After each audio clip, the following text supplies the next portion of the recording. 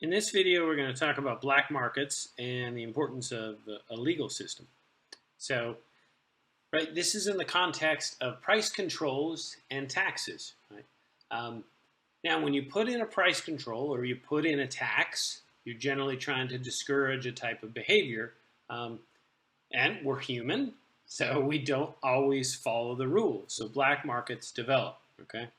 Now, these slides here are actually from the textbook, so you're probably complaining, saying, what a bum, he doesn't make his own slides. It turns out the slides the publisher releases for the textbook were created by me, so I can do whatever the heck I want with them. So that's why we're using them here. So we're going to talk briefly about black markets and the legal structure, right? So what is a black market? It's a market that operates outside our regular legal system, right? And they come about because people are either trying to get around price control, right? Or they're trying to avoid a tax, right? There's a decent black market for cigarettes, different types of tobacco products, or it could be that the law prohibits completely the activity, right? So we know there's black markets for both prostitution, marijuana, cocaine, other types of drugs, which obviously I don't know much about, but I have this friend who, no, I'm just kidding.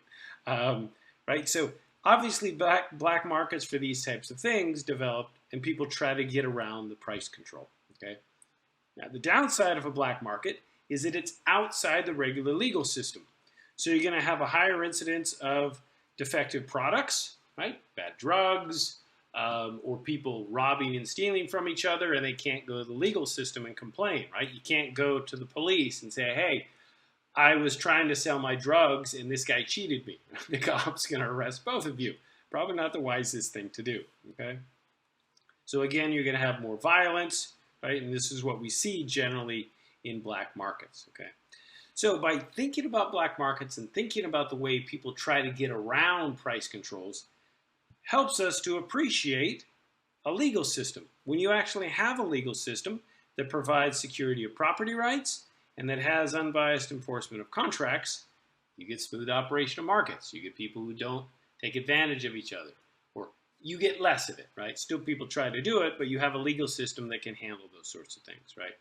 So markets will always exist in any environment, but they perform better and they serve people better when you have secure property rights and you have police and legal system enforcing contracts and you don't have to rely on black markets where you don't have that sort of thing. Right?